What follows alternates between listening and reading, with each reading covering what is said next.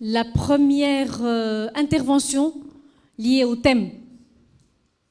Je l'ai qualifié par le showman. Donc attachez vos ceintures. Ça décolle. Chedli Tabib. Je n'ai rien à dire. Je ne vais pas le présenter.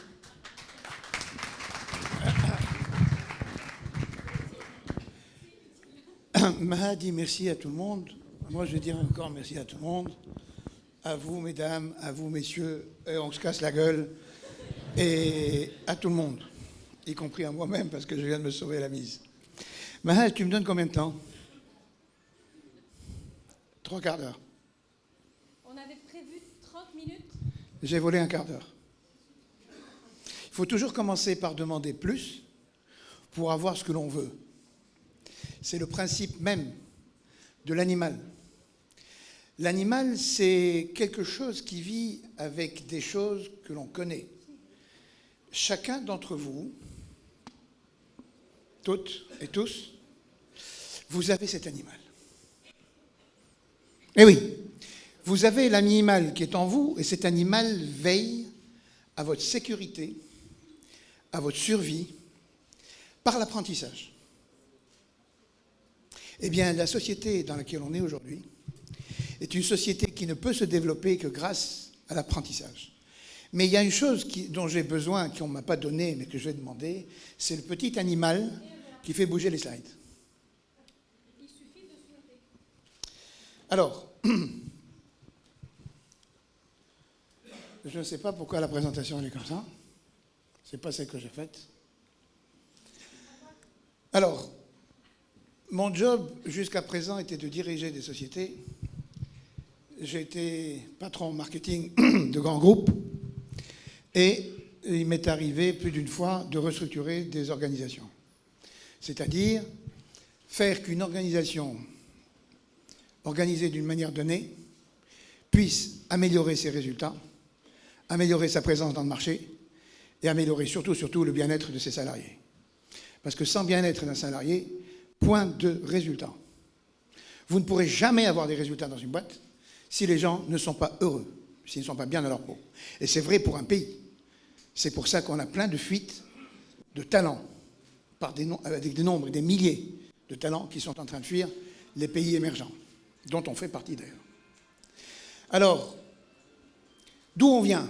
On vient des années 50, des années 60, 70, 80, 90, 2000, où les systèmes d'information étaient des systèmes d'information qui étaient propres à un individu et reliés à des gros systèmes, ce qu'on appelle les mainframes.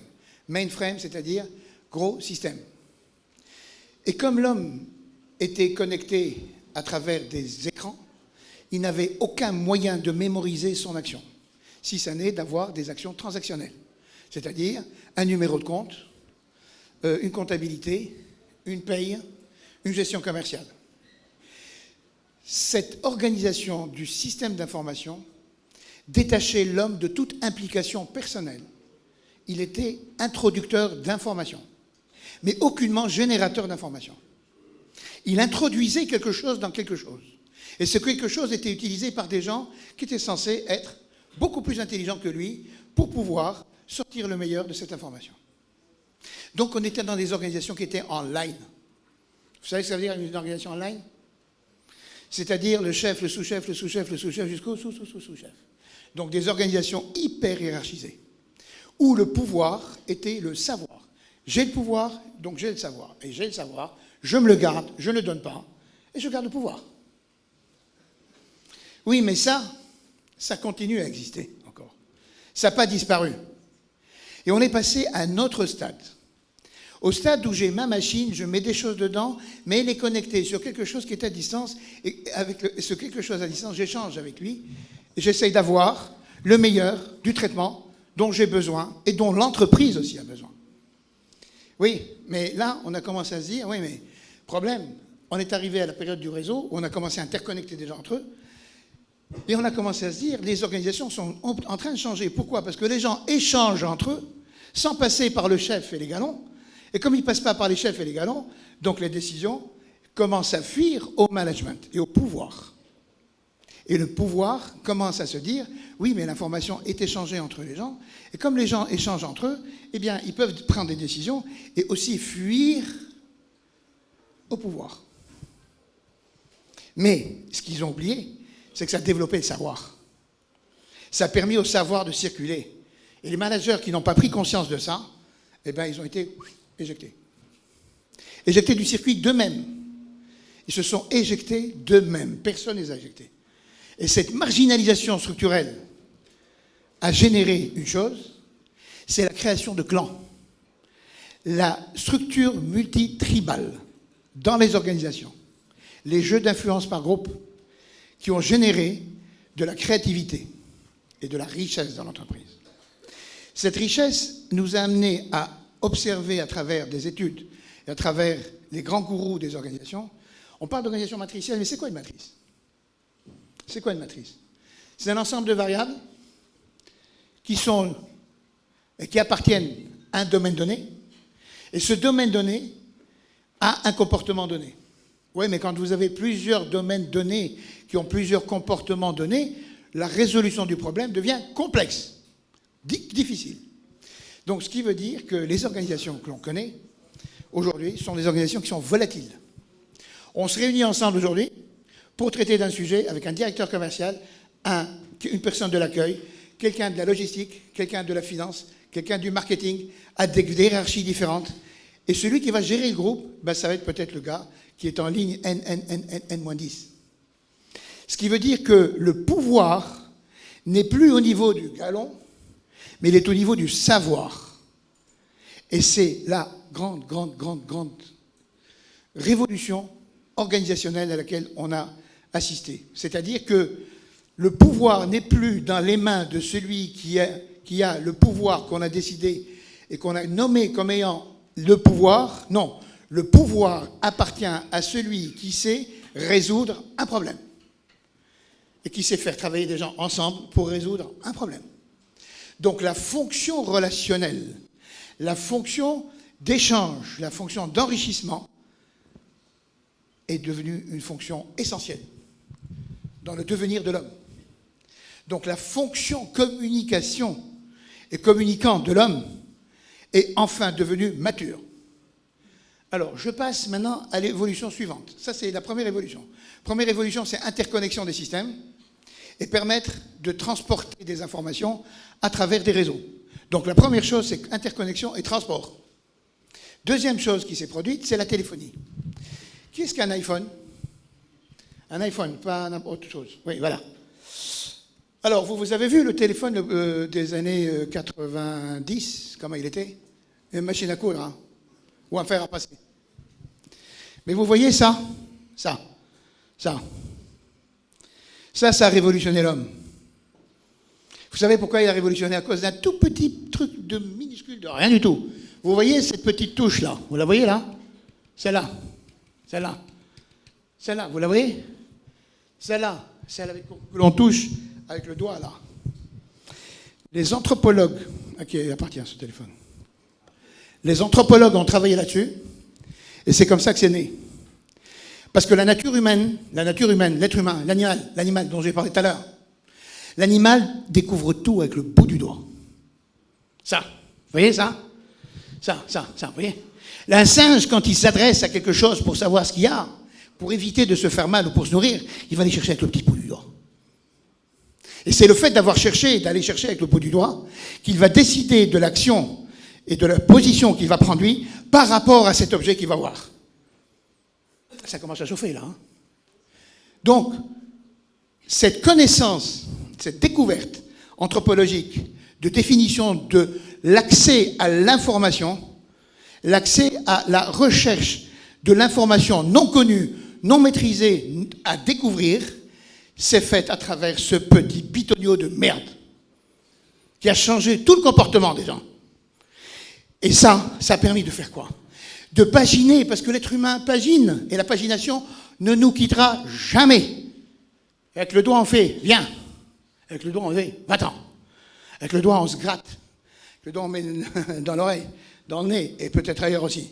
Donc, ce qui veut dire que le doigt, en lui-même, est l'élément de découverte, de progression de l'être humain. Et ça, on l'enlèvera jamais. Jamais.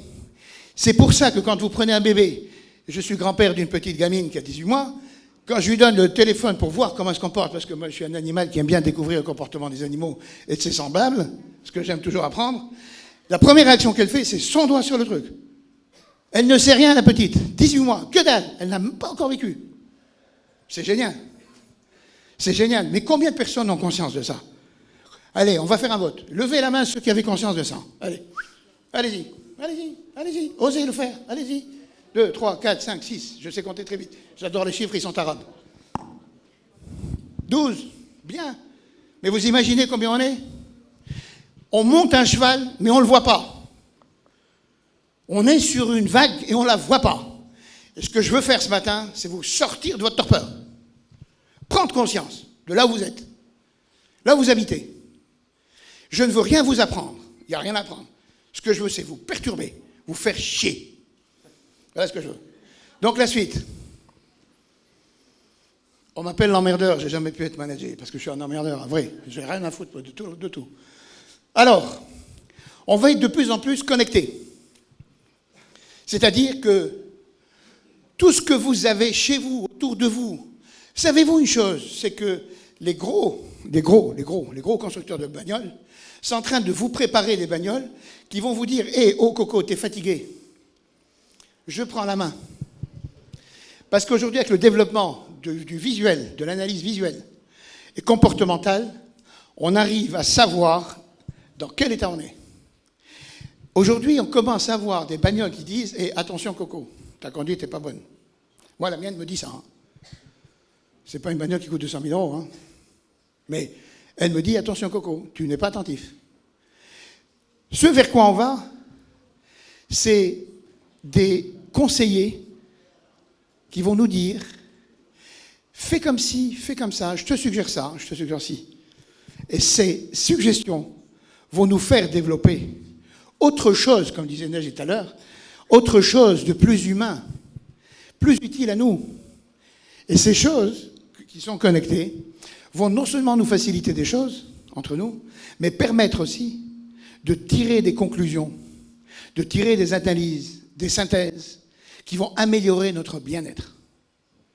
Notre bien-être en termes de santé, en termes de confort, et en termes d'accès à la connaissance, et en termes de lutte contre la misère. Voilà ce qui nous attend. Si les organisations internationales ne nous cassent pas les pompons. Parce que dans toute pièce, il y a la face, pile et face, le yin et le yang, le bien et le noir. Et vous verrez qu'avec le temps, il va falloir qu'on s'unisse tous pour essayer de lutter contre la partie noire du film, parce qu'il y a une partie noire dans le film. Le stockage. Aujourd'hui, vous avez entendu parler du cloud. Le cloud, c'est quoi? C'est nous tous, on est dans des boîtes différentes, dans des boîtes différentes, et nous avons des informations. La taille de l'information devient tellement énorme que pour la stocker, on a besoin de mutualiser la capacité de stockage. Parce que la capacité de stockage est chère. Et la redondance ne sert à rien. C'est-à-dire que si toi, tu as une capacité de stockage et moi, j'en ai une, à quoi ça sert d'en avoir deux quand on peut utiliser ou mutualiser les choses? C'est comme les mutuelles, c'est comme les assurances. C'est la mutualisation du support, la mutualisation de la machine qui va stocker. Et ce qu'on appelle le cloud, c'est... Pourquoi on dit cloud? D'abord parce qu'on ne sait pas où c'est. On peut avoir une idée de là où ça peut être. Mais parce que c'est un accès mobile. C'est-à-dire qu'aujourd'hui, j'accède à cet endroit, mais demain, je peux accéder à celui-là, un autre, ou un autre. C'est-à-dire que la sédentarité d'accès n'est pas forcément une chose essentielle. Ce qui est essentiel, c'est la sécurité de l'information. Il y a une chose aussi qui est intéressante, c'est que quand on va interconnecter des objets différents, on va pouvoir sortir des intelligences différentes qui sont des résultantes d'objets connectés différents. Exemple, votre téléphone portable, votre voiture, votre médecin,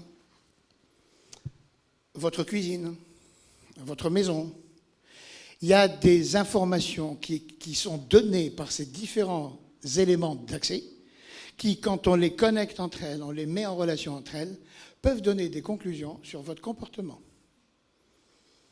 Mais comportement, je mange mal, je commande des choses qui ne sont pas bonnes, j'ai du cholestérol, je ne fais pas de sport, ma bagnole, j'utilise tout le temps, je fais beaucoup je m'arrête beaucoup avec la bagnole et je fais des trafics et je suis dans des bouchons, j'attrape des grosses fesses, comme moi d'ailleurs, je prends du gras, je deviens moins accessible, ma santé devient moins safe, et donc qu'est-ce qui m'arrive? Je tombe malade. Et bien, si je tombe malade, je peux être prévenu avant. On peut prévenir avant. Donc le préventif, la notion de prévention, le plus compliqué à faire dans une organisation, c'est prévoir les choses. Vous, dans votre organisation, dans votre entreprise, prévoir que votre produit va disparaître, que votre produit va décliner. Donc, la prévision, la prédictive, ne peut se faire que si on interconnecte beaucoup de choses. Mais surtout, quand on arrive à... Il faudrait-il que ça marche? Quand il y a beaucoup d'informations stockées, et quand vous regardez les chiffres qui sont là, regardez bien les chiffres qui sont là. Regardez les chiffres qui sont là, et dites-vous que vous êtes dans ces chiffres-là. Votre quotidien est dans ces chiffres-là. Votre portable, c'est votre plus gros mouchard. Facebook est un mouchard. Twitter est un mouchard. Tous les achats que vous faites sur Internet, ce sont des mouchards. Votre machine, le soir, elle est pompée. Vous êtes rendu compte ou pas que votre machine est pompée le soir? Votre machine est pompée le soir. Votre machine est sucée. Dans le cloud. Moi, je sais que la mienne est sucée. Parce que je mets des anti-mouchards, et donc comme je mets des anti-mouchards, je mets des choses et je regarde comment ça se comporte. Donc je sais que ma machine, elle est pompée. Donc vos informations à vous circulent. Hein.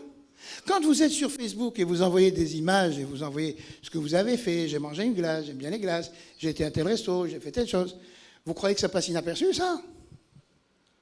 On est en train d'analyser qui vous êtes, quel job vous avez, quelle région vous habitez, quel âge vous avez, qui vous fréquentez, quelle nature de personne vous fréquentez.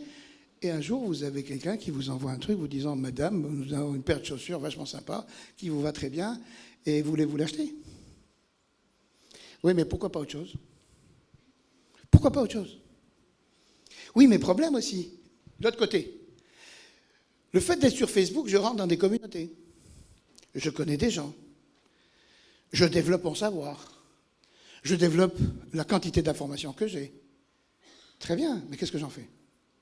Je rentre dans des communautés, donc je rentre dans des mini-groupes. Oui, mais si je suis un État qui veut déstabiliser un État, ben c'est pas compliqué. Très facile, fastoche. J'ai des informations, je fais circuler ces informations, je manipule les informations, et je vous bouge.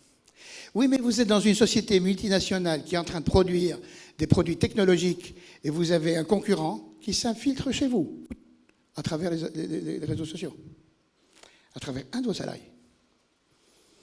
Il peut obtenir ce qu'il veut. Hein. La notion de discernement n'a pas été distribuée et n'est pas distribuée d'une manière équivalente sur tout le monde. Alors, regardez le nombre de milliards qu'il y a eu sur Facebook à ce jour de photos. Le fait d'avoir un stockage aussi important en big data de photos permet d'analyser les morphologies des visages et les attitudes. Et ça, c'est important à savoir. Alors, tout ceci pour dire quoi? Je passe là-dessus. Tout ceci pour vous dire que l'incidence sur nous, elle est sur deux grands axes. Vous êtes ici et ailleurs. Avec votre téléphone, vous êtes ici et ailleurs. C'est-à-dire que l'être humain, jusqu'à présent, était toujours au même endroit. Quand je suis ici, je ne suis pas ailleurs. Quand je suis ici avec des gens déterminés. Pas avec des gens qui sont ici et des gens qui sont ailleurs et non déterminés. Donc si je suis présent avec vous, je vois les gens avec qui vous êtes. Hein? Je vous identifie, puisque je sais avec qui vous êtes. Mais si vous êtes dans l'entreprise et que vous êtes avec quelqu'un de l'extérieur qui est en train de vous perturber la tête, le manager ne le voit pas. Vous ne voyez pas. Les zones d'influence, vous ne les connaissez pas. Les zones de déstabilisation, vous ne les connaissez pas. Les zones d'influence et de déstabilisation positives ou négatives. Donc il y a une partie de la vie du salarié pendant qu'il travaille qui vous fuit complètement. Donc il faut accepter ça et manager ça. Et non seulement ça, regardez, regardez, je suis ici ailleurs, je suis seul et en groupe. Regardez, regardez, je vous laisse lire, c'est en français. Mais je suis aussi omniscient. L'omniscience, c'est quoi? C'est-à-dire être capable d'accéder à des sciences différentes et d'une manière beaucoup plus facile. Avant, un ingénieur était ingénieur, un médecin était médecin, un chercheur était un chercheur dans son domaine. Mais aujourd'hui, je peux être médecin, chercheur, je suis malade, je peux aller me renseigner sur ma maladie sur Internet et j'ai l'information, quelquefois mieux qu'un médecin, mieux que votre généraliste. Vous êtes capable de développer le savoir de votre généraliste. Moi, j'ai une allergie, quand je vais voir un pharmacien, je dis, attendez, oh, ça se passe comme ça, comme ça. Ah oui, je ne savais pas, mon Dieu, il y a des médicaments qui... Et vous savez qu'un antibiotique, hein, l'excipient, le truc qui est dessus, ce qui fait du cachet à cachet. Et il y a de la farine dedans. Hein. Quelqu'un comme moi qui est allergique à la farine, ben je crève. Je prends un antibiotique auquel je suis habitué, je le prends, je crève. Oui, mais il y a des pharmaciens qui ne le savent pas. Alors, autre chose, c'est que vous avez tout en un. De tout en un, vous savez, de tout en un, vous avez tout en un. Dans votre téléphone, tout est dedans. Votre vie est dedans. Votre téléphone, vous pouvez dire que c'est moi. C'est vous. Vous n'êtes pas votre téléphone, mais votre téléphone, c'est vous. Et ça, c'est vachement important de savoir que le téléphone, c'est vous. Hein. Alors, les nouvelles donnes. Lisez les nouvelles donnes des salariés que vous avez. Je vais m'éloigner, parce que je ne vais pas vous faire la lecture. Par contre, je vais commenter. Ce qui est extraordinaire, c'est que l'homme est en train de changer. Vous êtes en train de changer. Vous avez d'autres normes dans votre tête.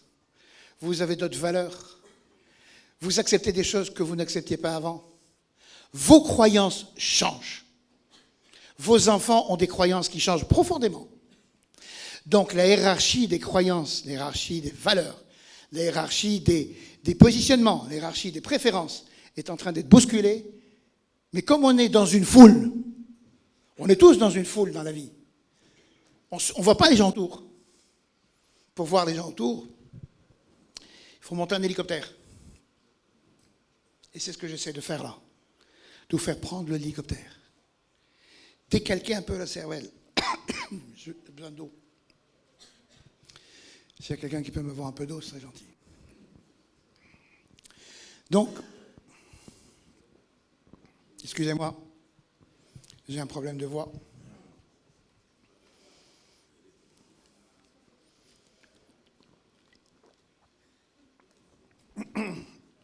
J'ai un problème de voix dans la vie que je ne souhaite à personne. Pour une fois, je vais dire Alhamdulillah. Je le dis rarement, mais quand je le dis, je le dis. Parce que je pense vraiment. Je ne dis pas Adoullah comme ça. Le changement qu'il y a, c'est un changement d'écosystème. Notre écosystème change. Vous savez ce que c'est qu'un écosystème? Qui a besoin que je lui explique ce que c'est qu'un écosystème? Et je vais le faire.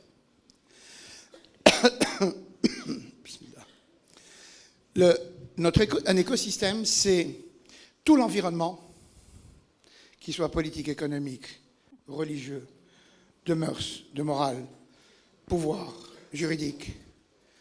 Tout ce qui fait votre environnement à vous et qui vous influence. Normé dans un système donné, s'appelle un écosystème. Je réduis l'explication au maximum. Notre écosystème change. Ce qui change fondamentalement, c'est nos repères. Quand vous observez, l'environnement géographique change, puisque je suis ici ailleurs. L'échelle, l'hiérarchie, les systèmes de croyances changent. Mes systèmes de croyances changent. C'est-à-dire qu'aujourd'hui, le fait d'être en relation avec des gens de cultures différentes, la frontière que l'on a, compte tenu du fait qu'on a des croyances différentes de celles du voisin, s'estompe, tombe. On se dit, merde, il est comme moi. Il n'a pas les mêmes croyances que moi, mais il est comme moi. Je suis comme lui. On découvre au-delà des frontières l'homme. Et là, je reviens à ce que disait Naji. C'est-à-dire que l'homme va s'humaniser de plus en plus, et malgré lui. Et ils n'arriveront jamais, jamais ces GAFA que vous avez vu tout à l'heure, c'est-à-dire les grosses entreprises qui, elles, stockent beaucoup d'informations et qui sont à l'origine des technologies, n'arriveront jamais, jamais à corrompre l'homme. Jamais. L'homme est né libre. L'homme est né indépendant. Et l'homme a une richesse fantastique, c'est qu'il sait se révolter, dire « merde, je n'accepte pas l'oppression ». Et dans une des choses importantes qui va jouer sur l'écosystème, c'est les mœurs, les habitudes. Et les mœurs sont un élément essentiel dans le management de la ressource humaine. Qu'est-ce qui influence la ressource humaine? Pour manager un homme, on va manager un cerveau. Moi, si je manage quelqu'un, je suis en train de manager ma relation de cerveau à cerveau. Ce n'est pas de salarié à salarié, non, non, non. De cerveau à cerveau. Si le cerveau de la personne qui est en face de moi s'enferme, je gère une relation avec un cerveau enfermé. Mais si je gère ma relation avec quelqu'un avec un cerveau ouvert, je vais gérer une relation avec un cerveau ouvert. Donc la relation que vous allez gérer vous, ce que vous allez manager vous, c'est la relation d'évolution des cerveaux des gens que vous managez dans l'entreprise. Les jeunes que vous avez chez vous n'ont pas les mêmes référentiels que vos grands-pères. Vous comprenez? Et vos enfants ne raisonnent pas comme vous. Les traditions, les mœurs. Mais attendez, quand vous déjeunez ou vous dînez avec vos enfants qui ont moins de 18 ans, vous mangez la même chose à table, vous? Vous mangez aux mêmes horaires? Vous cuisinez de la même manière que vos grands-mères? Ou vos mères? Non. Donc, dis-moi ce que tu manges, je te dis qui tu es. Hein. La culture, une civilisation, c'est fait de quoi? C'est fait de tradition, de mœurs, de règles, de religion, de droit, de technologie. Et c'est-à-dire quoi? C'est-à-dire que la civilisation est en train de changer. Hein. C'est ça qu'on est en train de dire depuis tout à l'heure. L'homme est multiple. Il se comporte d'une manière différente du comportement de ses ancêtres. Les technologies ne sont plus les mêmes. Il est physiquement ici et physiquement ailleurs.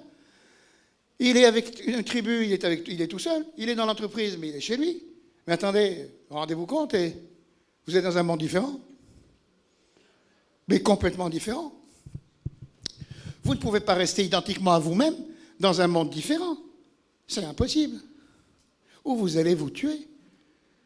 Si la barque, elle bouge et que la vague me pousse et que je résiste, je casse. Donc il faut que je sache ce qu'il y a. Il faut que je m'adapte à ce qu'il y a. Il faut que j'accepte de bouger mon popotin. Vous bougez, vous devez bouger dans la tête. Vous devez accepter de bouger et être autrement. La paye, c'est bien. C'est bien. La recherche de salariés, c'est bien. L'accompagnement, c'est bien. La formation, c'est déjà très bien. Mais former qui, quoi, comment, dans quel cerveau, pour obtenir quoi, pour faire quoi? Mais la ressource humaine, c'est une des ressources de l'entreprise. Ce n'est pas que la ressource de l'entreprise. Il y a la ressource énergétique, il y a la ressource de matières premières, il y a la ressource organisationnelle, après il y a la ressource de l'homme. Mais l'homme, c'est 80% de la ressource de l'entreprise. Hein. Sans homme, qu'est-ce qui va faire tourner la boîte? Rien, que dalle. Mais l'homme change. Il va يتبدل. روح تبدلت. Donc, excusez-moi. Regardez ça. Les types de production vont changer. La consommation va changer. La manière de consommer va changer. Et la manière de répartir l'argent va changer. Regardez ce qui se dit maintenant. Il y a des gens qui sont trop riches et des gens qui ne sont pas riches. Attendez, on entendait ça il y a 10 ans? Non. Celui qui est riche, c'est tout. Point. Donc la répartition va changer. Et donc, si un écosystème change, et que le système de croyance change, l'éducation doit changer, le travail doit... Regardez. L'éducation va changer, le travail va changer, l'entreprise va changer et la politique va changer. Les politiques que l'on a ne pourront plus résister au temps, parce que l'homme change. Et c'est pour ça qu'on n'arrive pas à avancer, parce que les politiques ont du mal à accepter ça, parce qu'ils sont en retard de 2 guerres, pour la plupart. Alors, on rentre dans une nouvelle civilisation où, écoutez bien, et là, je vais répondre en partie à Naji. C'est la dernière phrase qui est importante, c'est le d'en bas. C'est l'esprit qui va primer sur la matière. L'esprit va primer sur la matière. Et qui gère la matière la plus riche de l'entreprise? C'est vous. Vous gérez la matière la plus riche. Donc vous devez vous impliquer et comprendre ce qui est en train d'arriver en termes de technologie de manière à vous préparer. Vous comprenez? Bougez dans votre tête et bougez dans votre corps. Bougez. Arrêtez de rester stable. Je ne dis pas que vous l'êtes, mais arrêtez de l'être si vous l'êtes. Si vous l'êtes. Et là, compte. La dernière chose que j'ai à vous dire, c'est celle-là. Vous ne pourrez pas vous mettre dans un abri anti-numérique, c'est impossible. Impossible, parce qu'il n'y en a pas. Il n'y a pas d'abri anti-numérique. Le numérique, vous êtes dedans, vous avez les deux pieds dedans et vous avez... Vous savez, en français, on dit qu'on est dans la merde. Quand on est dans la merde, on est dans la merde jusqu'au cou. Mais quand la merde arrive aux narines, on se laisse pousser les ongles. C'est-à-dire qu'il faut sortir de la merde. Hein. Et là, le numérique, vous êtes dedans. Vous l'avez sur vous, votre téléphone. Je ne dis pas que vous n'avez pas conscience, mais moi, mon rôle, c'est de vous bousculer. Même si vous avez conscience, je vous pousse quand même. Je ne cherche pas à plaire, je cherche à déplaire.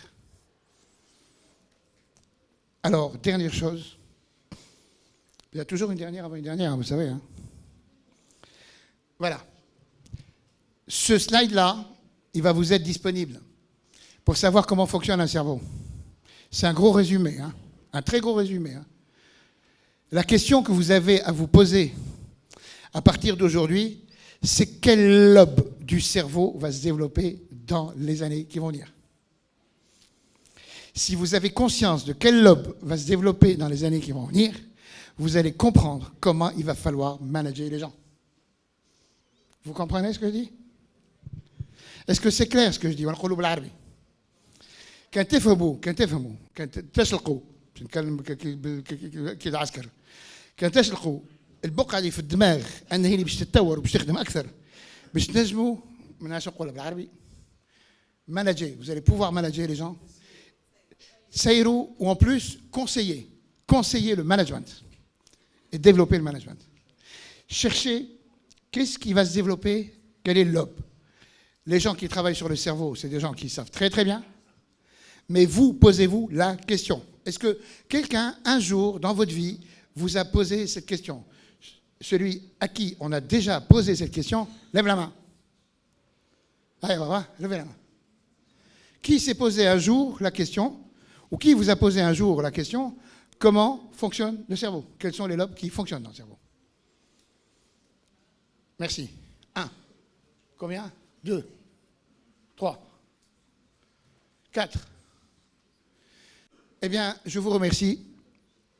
C'est superbe. Parce que je me rends compte qu'il y a beaucoup de boulot à faire.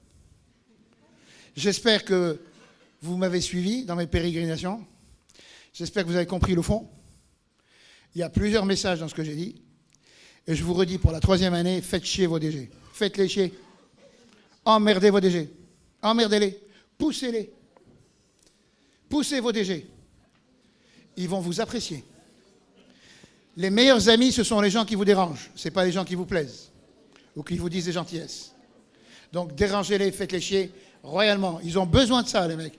Un DG est quelqu'un de solitaire. Il est tout seul. Au-dessus de lui, il n'y a personne. Merci à vous. Donc si vous avez commencé à parler, c'est que c'est bon.